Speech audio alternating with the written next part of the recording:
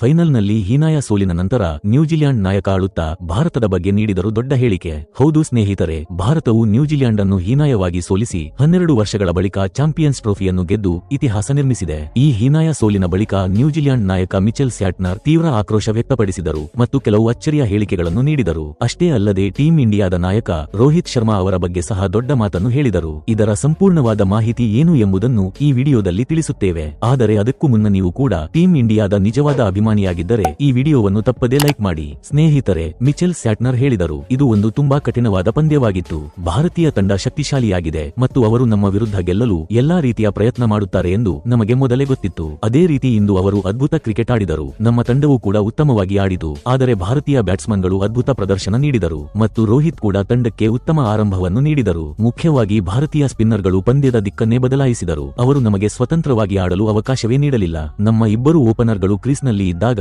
ನಾವು ಪಂದ್ಯದಲ್ಲಿ ಉಳಿಯಬಹುದು ಎಂದು ಭಾವಿಸಿದ್ದೆವು. ಆದರೆ ಮಧ್ಯದಲ್ಲಿ ನಿರಂತರವಾಗಿ ವಿಕೆಟ್ಗಳು ಬಿದ್ದ ಕಾರಣ ಒತ್ತಡ ಹೆಚ್ಚಾಯಿತು ಮತ್ತು ಉತ್ತಮವಾದ ಟಾರ್ಗೆಟ್ ನೀಡುವಲ್ಲಿ ನಾವು ವಿಫಲರಾದೋ. ಭಾರತವು ಕೇವಲ ಬ್ಯಾಟ್ನಲ್ಲೇ ಅಲ್ಲ, ಬೌಲಿಂಗ್ ಮತ್ತು ಫೀಲ್ಡಿಂಗ್ನಲ್ಲಿಯೂ ಅದ್ಭುತ ಪ್ರದರ್ಶನ ನೀಡಿದೆ. ಅದರಲ್ಲೂ ರೋಹಿತ್ ಶರ್ಮಾ ಮತ್ತು ಗಿಲ್ ಅವರ ಬ್ಯಾಟಿಂಗ್ ಅದ್ಭುತವಾಗಿತ್ತು. ಅವರು ಕಠಿಣ ಸಮಯದಲ್ಲಿ ತಂಡದ ಕೈ ಹಿಡಿದರು. ಅದೇ ಸಮಯದಲ್ಲಿ ವರುಣ್ ಚಕ್ರವರ್ತಿ ಅವರು ನಮ್ಮ ಬ್ಯಾಟ್ಸ್ಮನ್ಗಳನ್ನು ಸೆಟ್ ಆಗಲು ಬಿಡಲಿಲ್ಲ. ಅವರ ಬೌಲಿಂಗ್ ಶ್ರೇಷ್ಠವಾಗಿತ್ತು. ಇದರ ಜೊತೆಗೆ ಜಡೇಜಾ ಮತ್ತು ಕುಲ್ದೀಪ್ ಯಾದವ್ ಕೂಡ ನಮ್ಮನ್ನು ತುಂಬಾ ಕಾಡಿದರು. ಅವರು ಸರಿಯಾದ ಲೆಂತ್ನಲ್ಲಿ ಬೌಲಿಂಗ್ ಮಾಡುತ್ತಿದ್ದರು. ಇದರಿಂದ ನಾವು ರನ್ ಮಾಡಲು ಸಾಧ್ಯವಾಗುತ್ತಿರಲಿಲ್ಲ.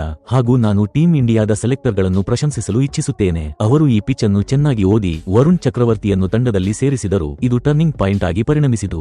ಭಾರತ ಇಂದು ನಮಗಿಂತ ಬಹಳ ಉತ್ತಮ ಕ್ರಿಕೆಟ್ ಆಡಿತು. ಅವರು ಈ ಟೂರ್ನಮೆಂಟ್ನಲ್ಲಿನ ಅತ್ಯಂತ ಬಲವಾದ ತಂಡಗಳಲ್ಲಿ ಒಂದಾಗಿದ್ದಾರೆ ಮತ್ತು ಅವರು ಆಡಿದ ರೀತಿಯನ್ನು ನೋಡಿದಾಗ ನಾನು ಹೇಳಬಹುದು, ಅವರು ಚಾಂಪಿಯನ್ಸ್ ಟ್ರೋಫಿ ಗೆಲ್ಲಲು ಅರ್ಹರಾಗಿದ್ದರು ಮತ್ತು ನಮ್ಮ ತಪ್ಪುಗಳು ಇಂದು ನಮ್ಮನ್ನು ಸೋಲಿಸಿತು. ಭಾರತೀಯ ತಂಡ ಒತ್ತಡದಲ್ಲಿಯೂ ಉತ್ತಮ ಪ್ರದರ್ಶನ ನೀಡಿತು. ಇದು ಒಂದು ಚಾಂಪಿಯನ್ ತಂಡದ ಗುಣಲಕ್ಷಣ. ಅವರ ಬಳಿ ಅತ್ಯುತ್ತಮ ಸಮತೋಲನವಿದೆ. ಅವರ ಟಾಪ್ ಆರ್ಡರ್, ಮಿಡಲ್ ಆರ್ಡರ್ ಹಾಗೂ ಲೋಯರ್ ಆರ್ಡರ್ ಎಲ್ಲವೂ ಅದ್ಭುತವಾಗಿ ಆಡುತ್ತಿದೆ. ಅವರ ಬೌಲಿಂಗ್ ಕೂಡ ಶ್ರೇಷ್ಠವಾಗಿದೆ, ವಿಶೇಷವಾಗಿ ಸ್ಪಿನ್ನರ್ಗಳು. ಅವರು ಹೊಂದಿರುವ ಆತ್ಮವಿಶ್ವಾಸ ನಿಜಕ್ಕೂ ಬಹಳ ಉತ್ತಮವಾಗಿದೆ ಎಂದರು. ಸ್ನೇಹಿತರೆ, ರೋಹಿತ್ ಶರ್ಮಾ ಅವರ ಅಪಾಯಕಾರಿಯಾದ ಬ್ಯಾಟಿಂಗ್ ಮತ್ತು ಅದ್ಭುತವಾದ ನಾಯಕತ್ವಕ್ಕೆ ನೀವು 10ರಲ್ಲಿ ಎಷ್ಟು ಅಂಕ ನೀಡುತ್ತೀರಾ? ಕಮೆಂಟ್ ಮೂಲಕ ತಿಳಿಸಿ.